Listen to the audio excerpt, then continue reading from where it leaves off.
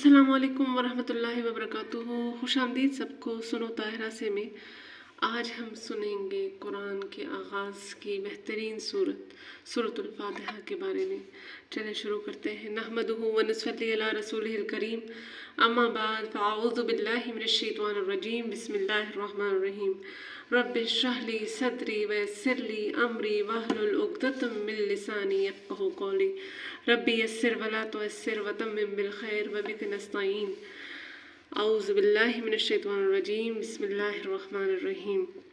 सूरतुल फातिहा ये मक्की सूरत है जिसमें 7 आयतें हैं। सूरह फातिहा के फ़ज़ाइल और ख़ुसूसियात। सूरह फातिहा को कुरान करीम में बहुत सी ख़ुसूसियात हासिल हैं। अव्वल ये कि कुरान इसी से शुरू होता है, नमाज इसी से शुरू होती है और नुज़ूल के एतबार से भी सबसे पहली सूरत जो मुकम्मल तौर पर नाजिल हुई यही सूरत है। सूरह इक़रा, मुज़म्मिल और मुदस्सिर की चंद आयात ज़रूर इससे पहले नाजिल हो चुकी थी, मगर मुकम्मल सूरत सबसे पहले फातिहा ही नाजिल हुई। जिन हज़रात सहाबा रज़ियल्लाहु अन्हुम से सूरह फातिहा का अव्वल मंजिल यानी नज़ूल में सबसे पहली सूरत होना मनकूल है, उनका मतलब ग़ालिबन यही है कि पूरी सूरत इससे पहले कोई और नाजिल नहीं हुई। शायद इसी वजह से इस सूरत का नाम भी फातिहतुल किताब रखा गया है। दूसरी ख़ुसूसियत ये है कि ये सूरत एक हैसियत से पूरे कुरान का मतन और सारा कुरान इसकी शरह है। ख्वाह इस वजह से पूरे कुरान के मकासद ईमान और अमल सालेह में दायर हैं और इन दोनों चीज़ों के बुनियादी उसूल इस सूरत में बयान कर दिए गए हैं। तफसीर रूहुल मानी और रूहुल बयान में इसका तफसीली बयान है। इसी वजह से सूरतुल फातिहा के नाम उम्मुल कुरान, उम्मुल किताब और कुरान अजीम भी अहादीस सहीहा में आए हैं। या इस वजह से इस सूरत में उस शख्स के लिए जो कुरान की तिलावत या मुताला शुरू करे एक ख़ास हिदायत दी गई है कि वो इस किताब को अपने तमाम पिछले ख़यालात और नज़रियात से खाली ज़हन होकर खालिस तलब हक़ और राह रास्त की जुस्तजू के लिए पढ़े और देखे और अल्लाह ताला से ये दुआ भी करे कि सिरात मुस्तकीम की हिदायत अता हो। और शुरू सूरत में उस ज़ात की हम्द सना का बयान है जिसकी बारगाह में ये दरख्वास्त हिदायत पेश करता है और उसी दरख्वास्त का जवाब पूरा कुरान है जो अलिफ लाम मीम ज़ालिकल किताब से शुरू होता है। गोया इंसान ने जो अल्लाह ताला से राह रास्त तलब की थी उसके जवाब में ज़ालिकल किताब फरमा कर ये इशारा कर दिया गया है कि जो तुम मांगते हो वो इस किताब में मौजूद है। रसूल करीम सल्लल्लाहु अलैहि वसल्लम ने फरमाया कि कसम है उस ज़ात की जिसके कब्ज़े में मेरी जान है कि सूरतुल फातिहा की नज़ीर ना तो तौरात में नाजिल हुई और ना इंजील ना ज़बूर में, ना खुद कुरान करीम में इसकी कोई दूसरी इसकी मिसल है। और हज़रत सल्लल्लाहु अलैहि वसल्लम ने फरमाया कि सूरह फातिहा हर बीमारी की शिफा है। सूरह फातिहा का एक नाम हदीस में सूरह शिफा भी आया है और सही बुखारी में बरवायत अनस रज़ियल्लाहु अन्हु मज़कूर है कि रसूलुल्लाह सल्लल्लाहु अलैहि वसल्लम ने फरमाया कि कुरान करीम की सब सूरतों में अज़ीम तरीन अल्हम्दुलिल्लाहि रब्बिल आलमीन है। बिस्मिल्लाहिर्रहमानिर्रहीम, शुरू करता हूँ अल्लाह के नाम से जो बड़े मेहरबान निहायत रहम वाले हैं। बिस्मिल्लाह कुरान की एक आयत है। इस पर तमाम अहले इस्लाम का इत्तिफाक है कि बिस्मिल्लाहिर्रहमानिर्रहीम कुरान में सूरह नमल का जुज़ है और उस पर भी इत्तिफाक है कि सूरह सिवाय सूरह तौबा के हर सूरह के शुरू में बिस्मिल्लाह लिखी जाती है। इसमें आइमा मुज्तहिदीन का इख्तिलाफ है कि बिस्मिल्लाह सूरह फातिहा का या तमाम सूरतों का जुज़ है या नहीं। इमाम आज़म अबू हनीफ़ा रहमतुल्लाह अलैह का मसलक ये है कि बिस्मिल्लाह बजुज़ सूरह नमल के किसी और सूरत का जुज़ नहीं बल्कि एक मुस्तकिल आयत है जो हर सूरत के शुरू में 2 सूरतों के दरमियान फ़सल और इम्तियाज़ ज़ाहिर करने के लिए नाजिल हुई है। तिलावत कुरान और हर मुहिम काम को बिस्मिल्लाह से शुरू करने का हुक्म। अहले जाहिलियत की आदत थी कि अपने कामों को बुतों के नाम से शुरू किया करते थे और रस्म जाहिलियत को मिटाने के लिए कुरान करीम की सबसे पहली आयत जो जिब्रील अमीन लेकर आए हैं इस कुरान को अल्लाह के नाम से शुरू करने का हुक्म दिया गया। इक़रा बिस्मि रब्बिक। अल्लामा सेवती ने फरमाया कि कुरान के सिवा दूसरी तमाम आसमानी किताबें भी बिस्मिल्लाह से शुरू की गई हैं और बाज़ उलमा ने फरमाया है कि بسم اللہ الرحمن الرحیم قرآن اور امت محمدیہ کی خصوصیات میں سے ہے۔ دونوں قول کی تطبیق یہ ہے کہ اللہ کے نام سے شروع کرنا تو تمام آسمانی کتابوں میں مشترک ہے، مگر الفاظ بسم اللہ الرحمن الرحیم قرآن کی خصوصیت ہے، جیسا کہ بعض روایات میں ہے کہ حضرت صلی اللہ علیہ وآلہ وسلم بھی ابتدا میں ہر کام کو اللہ کے نام سے شروع کرنے کے لیے بسمک اللہم کہتے اور لکھتے تھے۔ جب آیت بسم اللہ الرحمن الرحیم نازل ہوئی تو ان الفاظ کو اختیار فرما لیا اور ہمیشہ کے لیے سنت جاری ہو گئی۔ قرآن کریم میں جا بجا اس کی ہدایت ہے کہ ہر کام کو اللہ کے نام سے شروع کیا جائے، اور رسول کریم صلی اللہ علیہ وسلم نے فرمایا کہ ہر مہم کام جو بسم اللہ سے شروع نہ کیا جائے وہ بے برکت رہتا ہے۔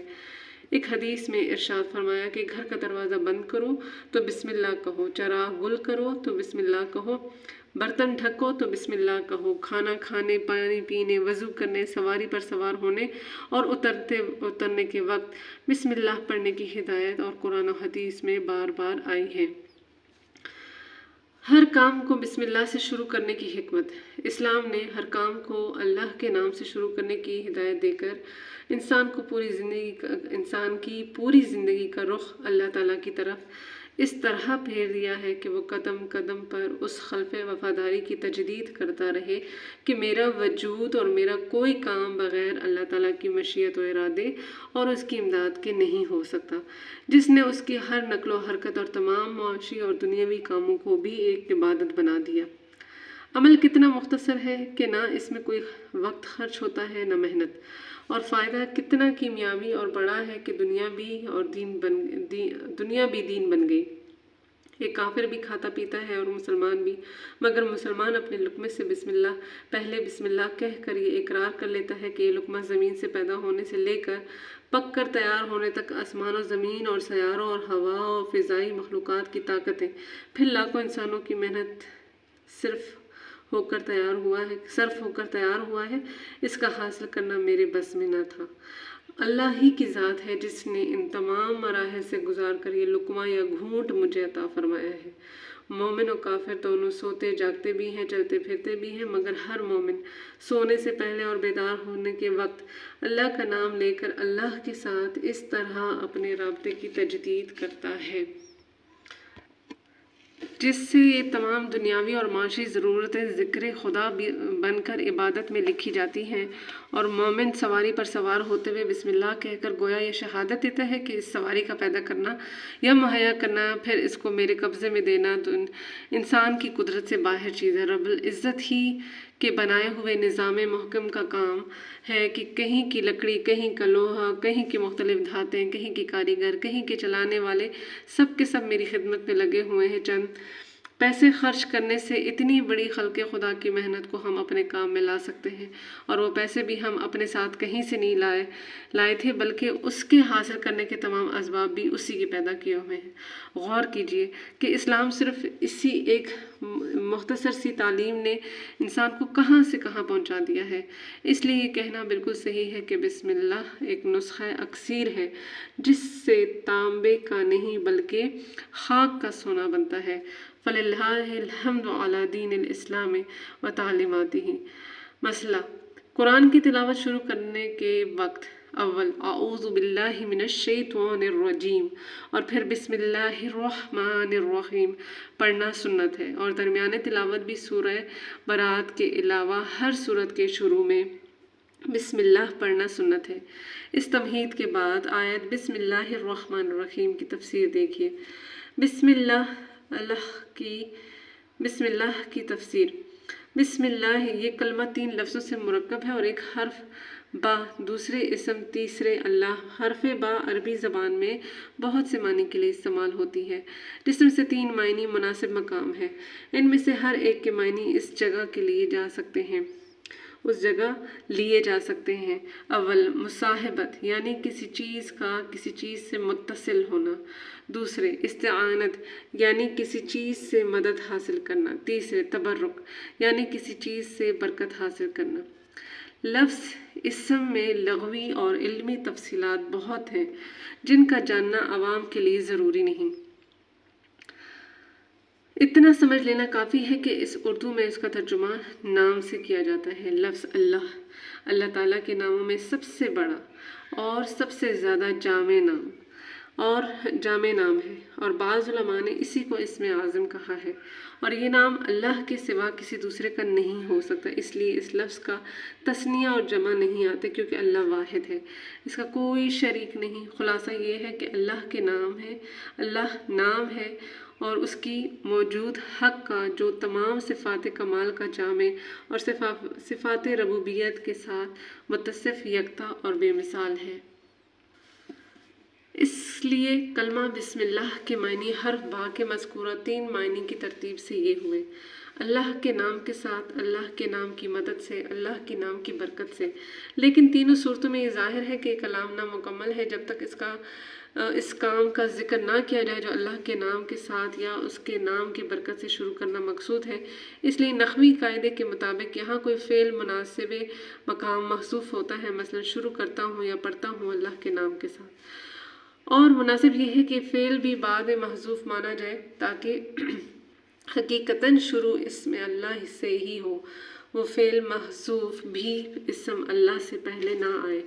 صرف حرف با کا اسم اللہ سے پہلے آنا عربی زبان کے لحاظ سے ضروری اور ناگزیر ہے۔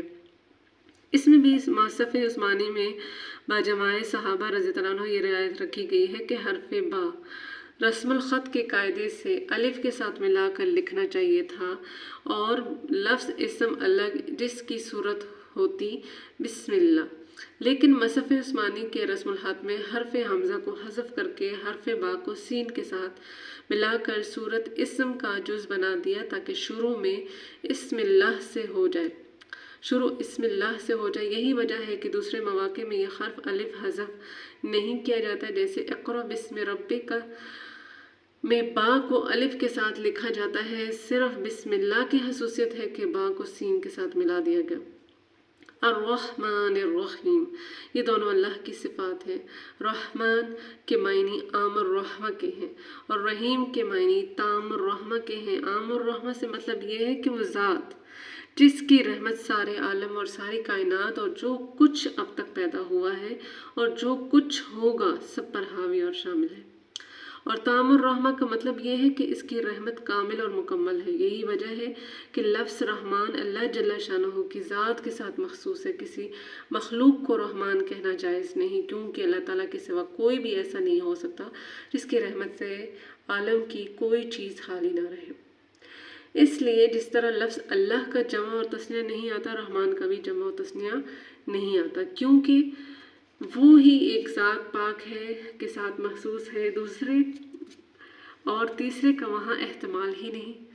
بخلاف لفظ رحیم کے اس کے معنی میں اس سے کوئی ایسی چیز نہیں ہے جس کا پایا جانا مخلوق میں ناممکن ہو، کیونکہ ہو سکتا ہے کہ کوئی شخص کسی شخص سے پوری رحمت کا معاملہ کرے۔ اس لیے لفظ رحیم انسان کے لیے بھی بولا جا سکتا ہے۔ قرآن کریم میں رسول اللہ صلی اللہ علیہ وسلم کے لیے بھی یہ لفظ استعمال فرمایا ہے، بالمؤمنین رؤوف الرحیم۔ مسئلہ اس سے یہ بھی معلوم ہو گیا کہ آج کل عبد الرحمن، فضل الرحمن وغیرہ ناموں میں تخفیف کر کے رحمان کہتے ہیں اور اس شخص کو اس لفظ سے خطاب کرتے ہیں، یہ ناجائز و گناہ ہے۔ حکمت: بسم اللہ میں اللہ تعالیٰ کے اسماء حسنہ اور صفات کمال میں سے صرف 2 صفتیں ذکر کی گئی ہیں، اور وہ دونوں لفظ رحمت سے مشتق ہے اور وسعت رحمت اور کمال رحمت پر دلالت کرنے والی ہیں۔ اس میں اشارہ اس بات کی طرف ہے کہ تخلیق عالم اور آسمان، زمین اور تمام کائنات کے پیدا کرنے اور ان کو پالنے وغیرہ کا منشا اللہ تعالیٰ کی صفت رحمت ہے۔ نہ اس کو ان چیزوں سے خود کوئی ضرورت تھی، نہ کوئی دوسرا ان چیزوں کے پیدا کرنے پر مجبور کرنے والا تھا، صرف اسی کی رحمت کے تقاضے سے یہ ساری چیزیں اور ان کی پرورش کے سارے انتظامات وجود میں آئے۔ احکام و مسائل: مسئلہ طاؤس کے معنی ہے اعوذ باللہ من الشیطان الرجیم، پڑھنا۔ قرآن کریم میں ارشاد ہے فَإِذَا قَرَأْتَ الْقُرْآنَ فَاسْتَعِذْ بِاللَّهِ مِنَ الشَّيْطَانِ الرَّجِيمِ، یعنی جب تم قرآن کی تلاوت کرو تو اللہ سے پناہ مانگو شیطان مردود کے شر سے۔ قرأت قرآن سے پہلے طاؤس پڑھنا یا جماع امت سنت ہے، خواہ تلاوت نماز کے اندر ہو یا خارج نماز۔ ताऊज़ पढ़ना तिलावत कुरान के साथ मखसूस है। अलावा तिलावत के दूसरे कामों के शुरू में बिस्मिल्लाह पढ़ी जाए, ताऊज़ मसनून नहीं। जब कुरान शरीफ की तिलावत की जाए उस वक्त आऊज़ु बिल्लाह और बिस्मिल्लाह दोनों पढ़ी जाएंगी। दरमियाने तिलावत में जब एक सूरत ख़त्म होकर दूसरी शुरू हो तो सूरह बरात के अलावा हर सूरत के शुरू में मुकर्रर बिस्मिल्लाह पढ़ी जाएगी, आऊज़ु बिल्लाह नहीं। और सूरह बरात अगर दरमियान में तिलावत की में आ जाए तो बिस्मिल्लाह ना पढ़े और कुरान की तिलावत सूरह बरात ही से शुरू कर रहा है तो उसके शुरू में आऊज़ु बिल्लाह और बिस्मिल्लाह पढ़ना चाहिए।